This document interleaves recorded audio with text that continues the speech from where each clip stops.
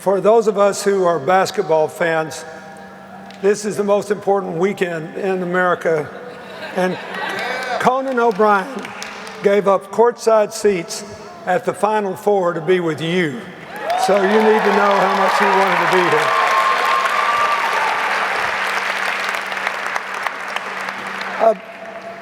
Before I close, I want to thank our sponsors for making this possible, especially our good friend Richard Blum and Ambassador Antonopoulos, the Laureate International Universities, MasterCard Foundation, Andy Nahas, the Prospect Fund, Pete Peterson Foundation, the Ramsey Social Justice Foundation, and the XQ Institute, which is trying to reimagine the American high school.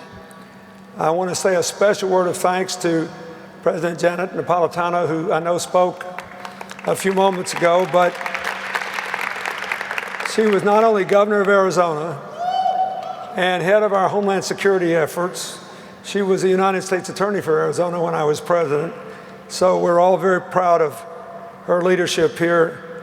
Chancellor Dirks, thank you for what you said yesterday and the hope you gave to people who want to find a way to control the cost of higher education without exploding the loss of quality and opportunity, when you pointed out that the University of California at Berkeley, one of the most important institutions in the country, runs at an administrative cost per student it's basically a sixth that of the private university with the biggest endowment in this country. So I think I leave here thinking that we can save the American higher education system, make it affordable to people in America and all around the world, and make the debt manageable, and I thank you for that. I thank the students, the faculty, and all the staff members here who had some role in hosting us. And I thank the members of the CGIU network and all others who made it possible for our students here to be the first group to receive more than $1 million in funding for their projects. It means you can turn your ideas into action all across the United States and the world. And finally, I want to thank all of you for coming. All 1,200 of you who have spent the last 2 days learning from one another, teaching one another, forging partnerships, and I hope lifetime friendships, and finding new ways to shape the future. We live in a complicated world, I know that. But with the purpose, the energy, and the creativity you bring to it, you can make it come out all right. I tried to say in a word that the one thing that is unavoidable is our interdependence. Once you accept that, your job is clear. You have to maximize its possibilities and minimize its perils.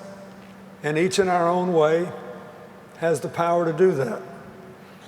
If you look at the commitments that we've seen, you've committed, as we've said before, to teach coding skills to resettle refugees in Oakland, to expand opportunities for work in STEM fields, to improve access to affordable eye care in China by creating a device that clips onto a camera to provide high-quality images of eye and retina to diagnose cataracts and glaucoma, to create a solar-powered computer lab so that remote off-grid communities in Kenya can expand educational opportunities.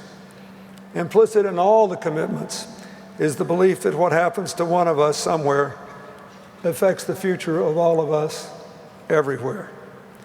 As you go home to your campuses and your communities, I hope you will look around this room one last time and realizing that everybody here has a story. We've told just a very small number of them. Your story is yours. It is unique. But what makes it beautiful is it is unique in a way that other people can identify with. What makes it meaningful is that it is part of the fabric of our common humanity. A lot of you have overcome tremendous obstacles to get to where you are. Some of them probably too painful to recount. But no matter who you are or where you came from, you have something in common that is profoundly important. The education you are receiving is an empowering gift. It gives you the opportunity, as I said before, to choose how you will live. You have chosen to spend some part of your life to have a positive impact on the lives of others. That is fundamentally the secret to making the most of the 21st century. If you look at the biological discoveries which have been made and those which are on the cusp of being made, if you look at the breathtaking advances in what we have learned in astrophysics and what we know about outer space, and what we have learned in particle physics, and what we know about why our bodies hold together, in all manner of scientific fields, all these things will have immense implications for ordinary people. One of the things I love about listening to my daughter talk is that she made a choice to teach public health, in this case at Columbia, because she thought she could influence more lives than if she had become a medical doctor. Because all of us can contribute to the creation of an ecology that promotes health and promise, including mental health. All of you can find that kind of choice. You're off to a great start. I wish you well in keeping your commitments. I hope you will keep in touch with each other. And remember,